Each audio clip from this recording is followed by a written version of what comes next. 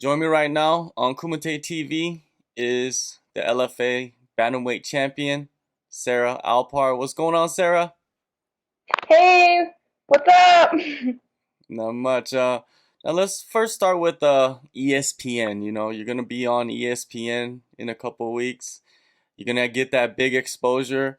You've done many interviews, throughout your career. But tell me something about yourself that the fans would not know. Oh gosh. Oh well, I just hit the back of my head on my Be careful. board. I'm kind of dizzy. I've obviously gotten hit in the head way too many times. um, yeah, I've gotten that question. I'm such an open person with my life, and I feel like there's so many variables to me. I'm just one of a kind for myself. Yeah, I don't know, something that the fans don't know.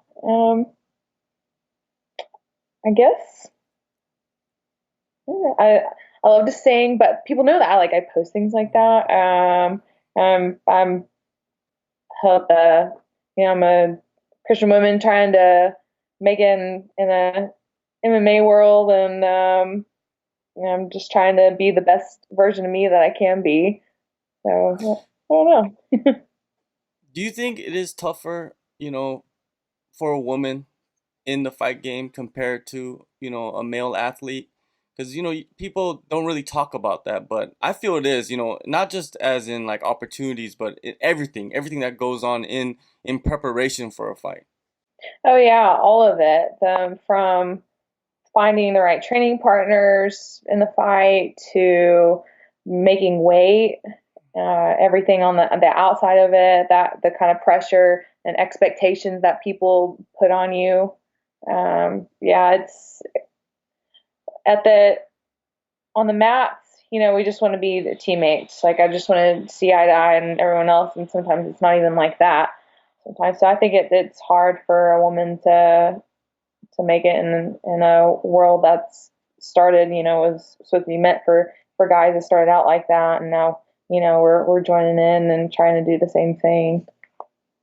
Yeah, that's why you are part of a special breed, I believe, a special group of people, women that fight, and especially, in front of, millions of people. It's a it's a respectable occupation, Hmm. compared to, let's say, any other occupation out there that people can just hide in their room, in their cubicle for their whole life, and not do, not be exposed to anything, right?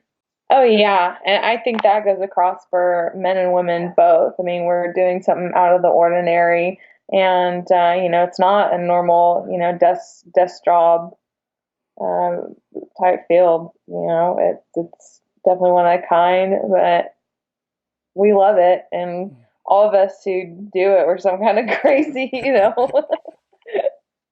You started your career 2011, your professional career. You've had a few roadblocks throughout that time.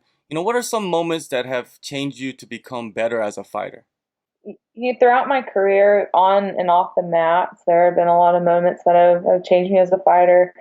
Each loss I've taken, it has humbled me and sent me back to work to do that much better, and to know that I have certain areas to work on. And even through wins, it's the same thing like that. Off the mats, just dealing with relationships, and having to venture out and find myself in order to fulfill this dream and goal that I have. It's changed me as a person. It's made me more of the woman that I am today. I also noticed that you fought at flyweight for many years, but now you're at bantamweight. How different do you feel at 135? I don't feel much difference for it. Might be, I feel like maybe I was a little quicker at 25, but I'm not having to endure like the weight cuts that I was before. My body, I'm having more of a woman body, and with that, it's kind of like filled out, and it's harder when you get older and when you're constantly making weight and going through that cutting process to, it's just your body wants to hold on to everything that it has. So, I mean, going through the transition, I don't feel like I'm any less stronger than I was at flyweight.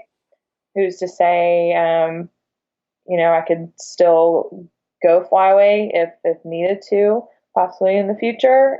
But right now, I'm doing great where I'm at, and I'm ready to go. I tried out. I did tough tryouts, and I tried out for the 45 division. I mean, there's nothing mental like here. I'm like, you know what? I want to get in. Yeah, I'll fight you. Probably said I 180, but I'll fight you. Sure. Like I was ready to go. So Trying out and for the tough tryouts, how beneficial has that been for you, coming out of that and like kind of moving on with your career? I believe it's helped me out a lot. It gave me the opportunity to meet people I've never met before and to go out to Vegas and to see that side of things and to experience what the UFC is like. It gave me opportunities to meet other women who are striving for the same thing. And, I found a cool group and still stay in touch with them. And it was just like a taste of what I could have. So and now having this opportunity to be on the Contender Series, it's like I get a bite of it. So but I'm looking for the whole cake. Like, I'm ready. I want to be there. Let's talk about your last fight. Late last year, LFA 55, you won the title. Take us through that fight and how you grew from it. That fight was a big moment for me. I'd switched gyms earlier that year, and so I was having to learn what my how my coaches did things, how I needed to grow and change, and the different point of view for there. Just having a title shot and having that opportunity with those changes, it was a big moment for me. And Jocelyn, she's a great fighter, so having to prepare for somebody like her and to really test myself, that fight, there's so many ways around it that it was just a great opportunity, and it was a good one for me to have. It must have been a lot of pressure leading up, with you changing camps and with a lot of people kind of, having a lot more to ride on this fight compared to just you going out there, right? Yeah, I kind of felt like some people around me, they had a little bit of animosity against me. I felt like coming up to this fight, I had something to prove that I was still a good fighter, even though I was having to transition to somewhere else. And so it was a heavy-hearted moment for me to get through that. But at the same time, that fight, it's like every other fight, it was another stepping stone for me, and I wanted it, and I knew it was for the good, and I was ready to go. How long after that did you find out that you were going to be, competing on the Contender Series? It was quite a few months later. I think maybe about March.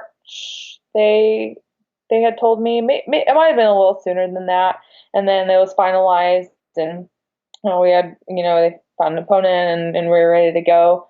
So I've had a lot of time to get ready for this fight, and the fight was originally supposed to be July 2nd, and then they moved it to this fight day, August 13th. So it gave me even more time to prepare for it. August 13th. You just mentioned the date. You're heading there. You're taking on Shanna Young. What are your thoughts on her and the style of fighting that she brings to the cage? Shanna Young, I know that she has fought her way to get to this point just like I have.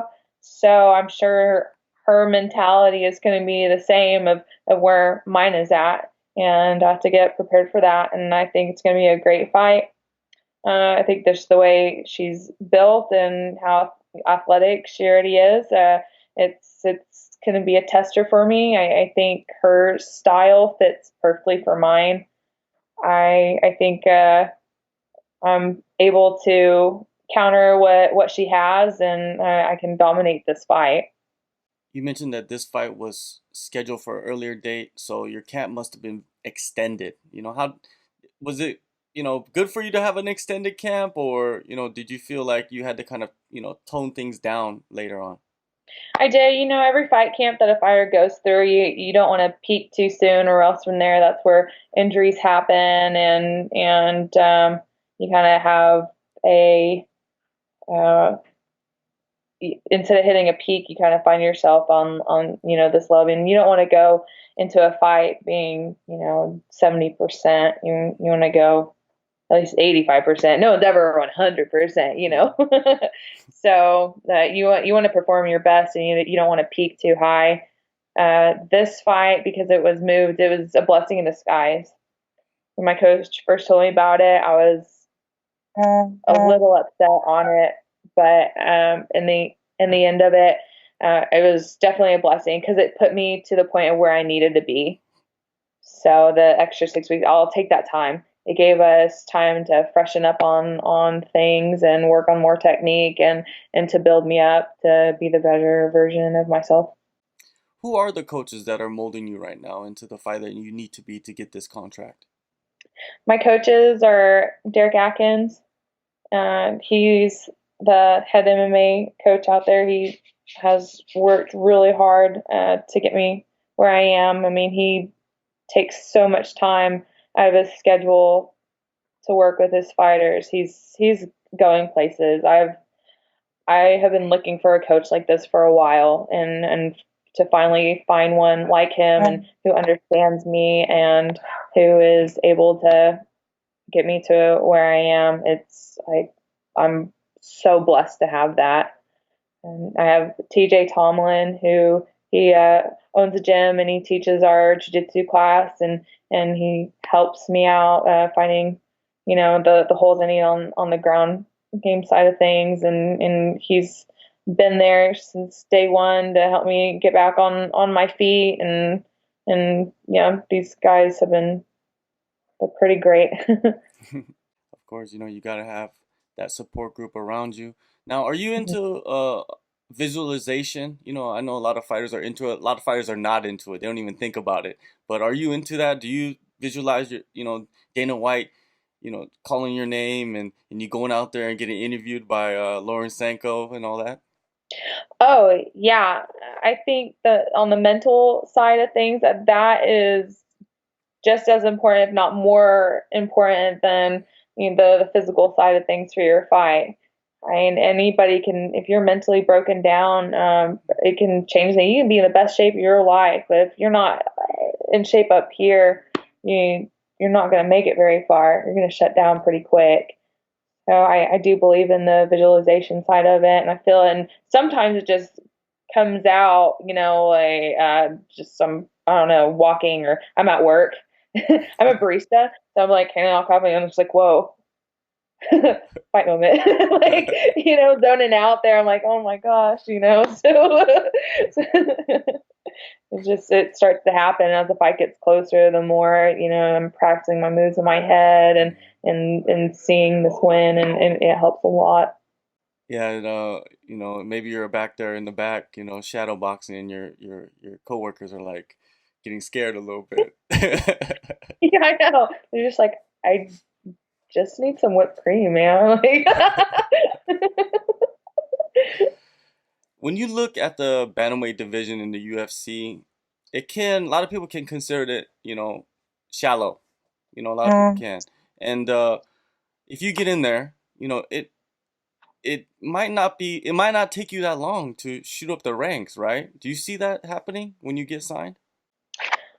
that all depends. There's a lot of people out there trying to make it in the UFC who have a lot of talent, and who knows, this year they might end up signing a bunch of killers, and get out there. So for me, I know it's going to be a tester, but I know too of where I stand and my goals of where I want to be, and I want to shoot up those ranks.